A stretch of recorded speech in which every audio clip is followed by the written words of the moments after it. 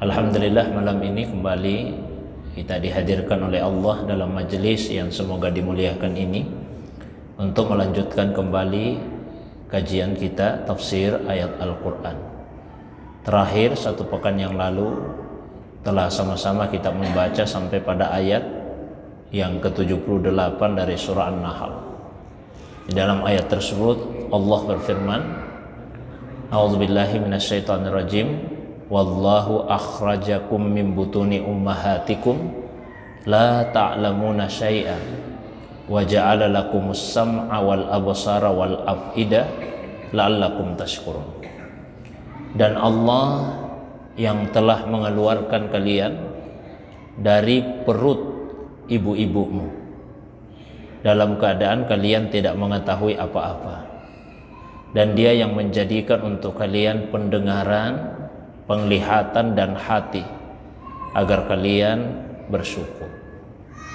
Jadi ayat ini menjelaskan aneka macam anugerah dari Allah Subhanahu wa taala kepada manusia, yang diantaranya berupa potensi yang Allah Subhanahu wa taala karuniakan kepadanya.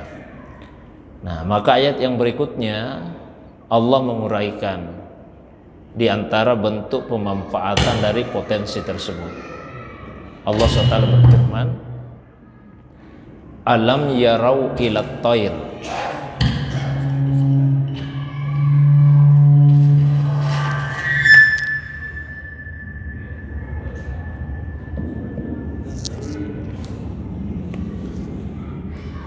Alam yarau ilat tayri musakharatin fi jawwis sama' ma yumsikuhunna illallah inna fi dzalika laayatil liqaumi yu'minun. Jadi kalau ayat yang lalu menjelaskan bahwa salah satu potensi yang Allah berikan kepada manusia itu adalah absar, penglihatan. Nah, di ayat ini Allah Subhanahu wa taala bertanya kepada manusia, apakah mereka tidak memperhatikan, ya, apakah mereka tidak memperhatikan burung-burung yang dapat terbang di angkasa dengan mudah. Ma yumsikuhunna illallah. Tidak ada yang menahan mereka kecuali Allah.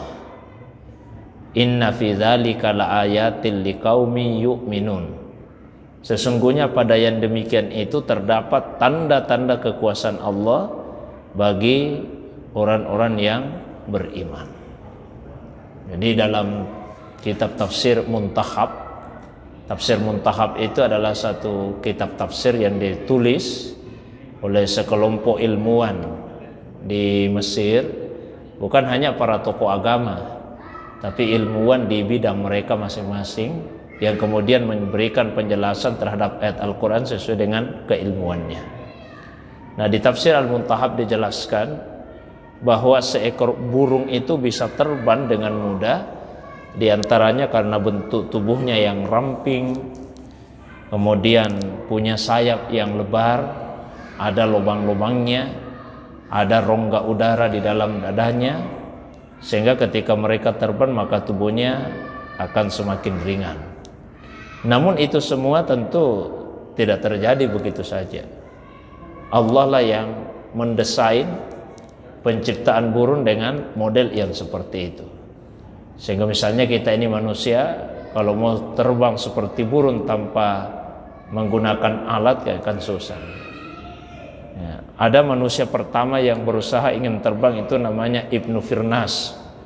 Beliau seorang ahli filsafat, membuatlah alat yang menyerupai sayap, lalu kemudian dia lompat ingin terbang. Ternyata apa yang terjadi, ya dia jatuh, kemudian malah badannya itu menjadi retak, ya, karena jatuh luka-luka, ya, karena setiap makhluk itu didesain oleh Allah SWT dengan kelebihan mereka masing-masing.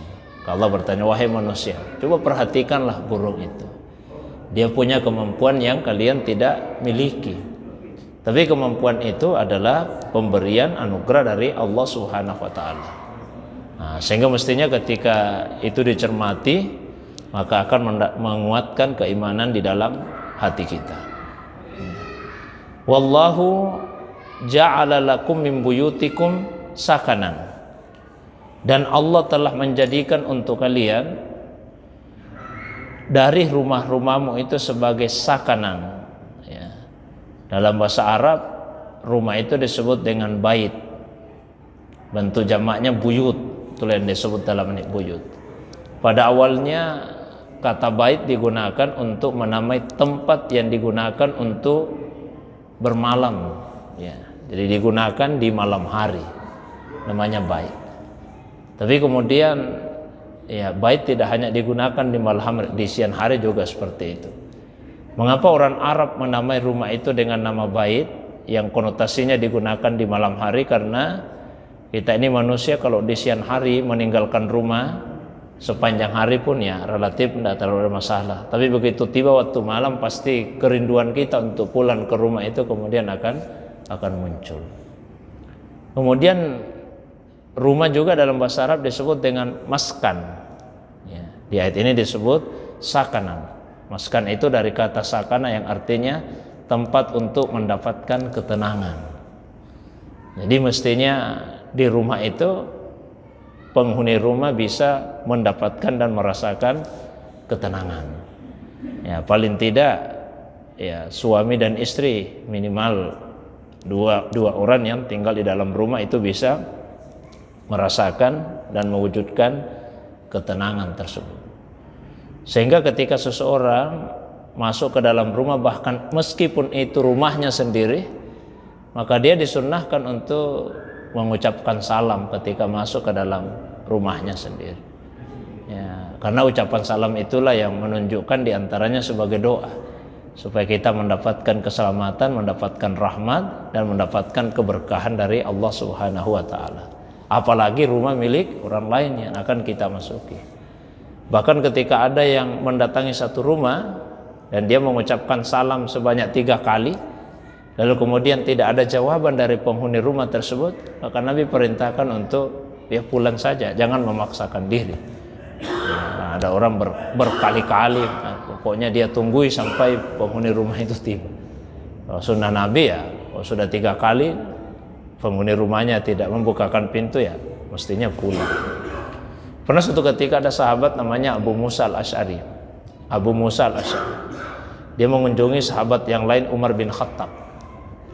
Dia ucapkan salam 3 kali, tapi Umar tidak menjawab salam itu. Akhirnya Abu Musa pulang. Besoknya ketemu. Kata Umar bin Khattab, Abu Musa, kenapa kemarin kamu langsung pulang? Nah, saya baru mau jawab salammu itu, saya tidak jawab karena ada yang saya lakukan. Abu Musa al-Asy'ari, karena Nabi pernah bersabda, apabila kamu sudah ucapkan salam 3 kali, lalu kemudian pemilik rumah itu tidak membukakan pintu rumahnya untukmu, maka pulanglah. Kata Umar, betul Nabi bilang begitu? Iya. Nah, Umar bahkan sama-sama dengan Abu Musa menemui Rasulullah SAW untuk mengkonfirmasi hal tersebut, dan Nabi membenarkannya. Jadi rumah diharapkan menjadi maskan, tempat untuk mendapatkan sakana. Wa ja'ala lakum min juludil an'ami buyutan.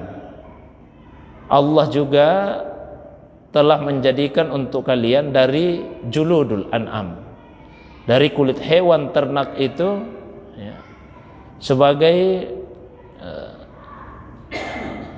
rumah ya, rumah-rumah yang dimaksud di sini yaitu kemah-kemah. Dari ayat inilah sebagian ulama berpendapat bahwa kulit binatang itu semuanya dihukumi sebagai sesuatu yang suci, baik ya hewan tersebut asalnya hidup kemudian dia disembelih, kulitnya suci, atau hewan yang sudah mati dari asalnya lalu kemudian kulitnya dimanfaatkan, asal kulitnya itu disamak terlebih dahulu. Pengecualiannya ya kulit babi dan kulit anjing itu yang tetap dalam keadaan najis. Tastahifunaha, dan kalian merasa ringan untuk membawanya. Yauma za'nikum wa yauma iqamatikum, pada saat kalian bepergian atau pada saat kalian tidak bepergian. Wa min aswafiha wa aubariha wa ash'ariha, kemudian dari bulu domba, bulu unta dan bulu kambing kalian bisa membuat ya, asasan wa mata'an ilahin. Alat-alat rumah tangga dan kesenangan sampai waktu yang tertentu. Ya, semua yang diuraikan dalam ayat ini menegaskan bahwa apa yang ada di alam semesta ini diciptakan oleh Allah Subhanahu wa taala untuk dimanfaatkan oleh manusia. Ya.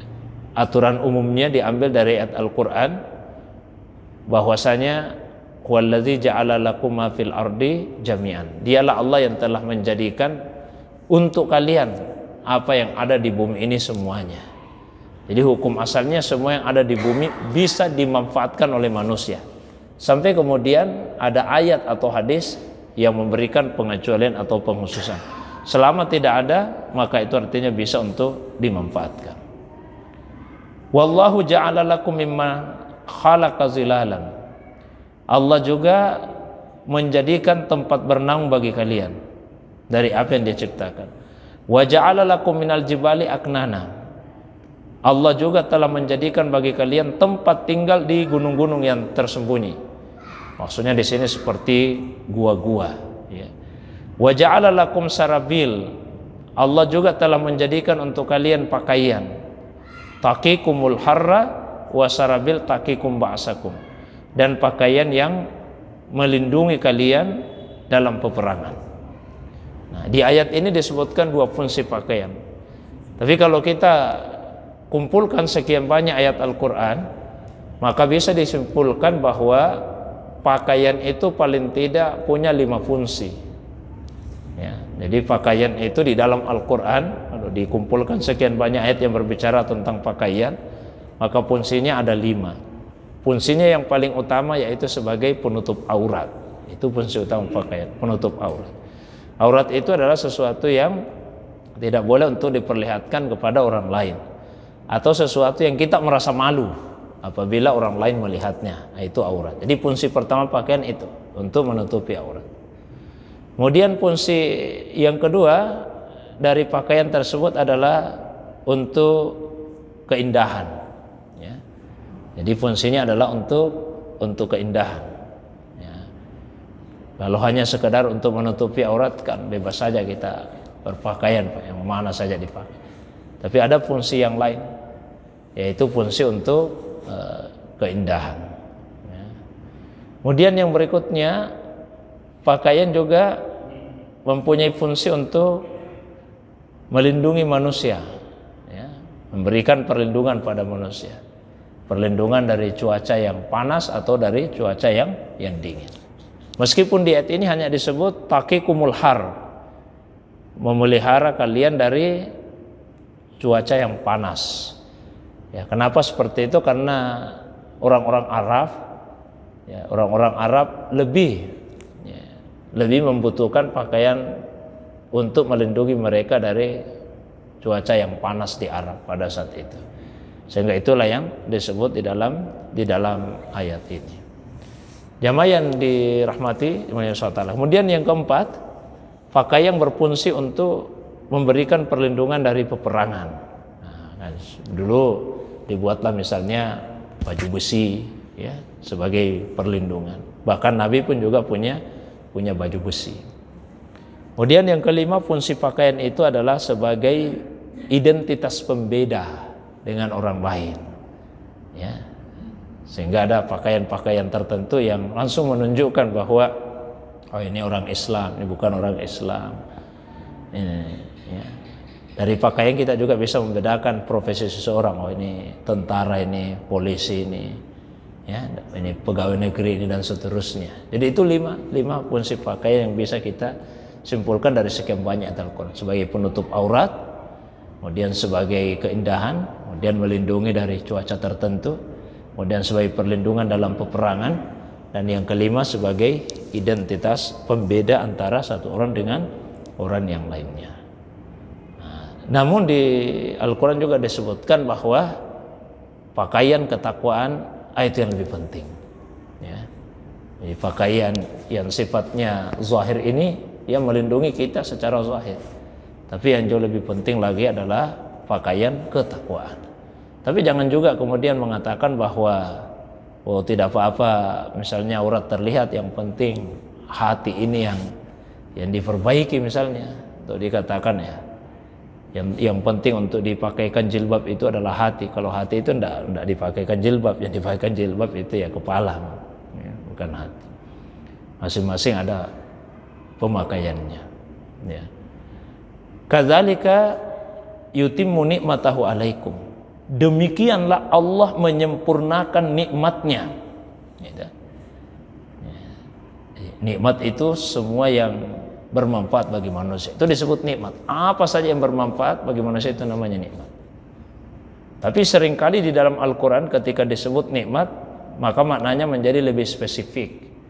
Misalnya di surah Ad-Duha, Allah berfirman, wa amma bi ni'mati rabbika fahaddis. Dan adapun terhadap nikmat Tuhanmu, ceritakanlah kepada orang. Ayat ini adalah perintah kepada Nabi untuk menceritakan nikmat yang Allah karuniakan kepada beliau, kepada manusia. Tentu tidak semua nikmat, bukan nikmat materi, nikmat harta, nikmat dunia, tapi yang dimaksud adalah nikmat agama, wahyu yang beliau dapatkan dari Allah. Itulah yang diperintahkan untuk diceritakan kepada manusia. Begitu juga misalnya di Al-Quran, Allah SWT berfirman, wazkuru ni'matallahi alaikum idh kuntum a'da'an fa'allafa baina qulubikum fa'asbahtum binikmatihi ikhwana. Ingatlah nikmat Allah yang telah dicurahkan kepada kalian, yang dulunya sebelum nikmat itu datang kalian hidup bermusuh-musuhan, lalu Allah lembutkan hati-hati kalian, fa asbahtum binikmatihi ikhwana, maka dengan nikmatnya itu kalian menjadi bersaudara. Nikmat apa yang dimaksud di sini? Nikmat agama. Karena nikmat agama itulah yang mampu mempersaudarakan antara suku Aus dan suku Khazraj yang selama ratusan tahun hidup dalam peperangan. Jadi meskipun nikmat maknanya adalah semua pemberian Allah yang bermanfaat bagi manusia, tapi seringkali maknanya khusus, yaitu nikmat yang berkaitan dengan agama atau nikmat spiritual. La'allakum tuslimun. Ya, semua nikmat itu Allah anugerahkan agar kalian tuslimun, berserah diri kepada Allah SWT. Jadi kata Islam itu maknanya adalah berserah diri kepada Allah SWT. Orang yang muslim, seorang muslim adalah orang yang berserah diri kepada Allah Subhanahu wa ta'ala. Fa in tawallau, namun jika mereka berpaling ya, dari kebenaran ya Muhammad, fa innama alaikal balagul mubin, maka tugasmu hanyalah menyampaikan amanah Allah Subhanahu wa ta'ala dengan terang. Ya, tugasmu hanya itu. Kamu tidak bisa memaksa manusia untuk beriman. Tugasmu hanya menyampaikan. Kamu tidak bisa memberikan hidayah. Hidayah dalam arti taufik kepada manusia. Karena hidayah dalam arti taufik itu merupakan hak mutlaknya Allah Subhanahu wa ta'ala. Innaka la tahdi man ahbabta walakinnallaha yahdi may yasha. Sesungguhnya engkau tidak bisa memberikan hidayah dalam arti taufik meskipun terhadap orang yang kamu cintai, karena hanya Allah saja yang bisa memberikan hidayah. Sehingga ya kita hanya meminta kepada Allah SWT untuk dikaruniakan hidayah itu. Maka ayat-ayat yang menceritakan karunia tadi pada akhirnya tujuan akhirnya supaya kita berserah diri kepada Allah dan memohon hidayah kepadanya. Hidayah itu ada 4 levelnya.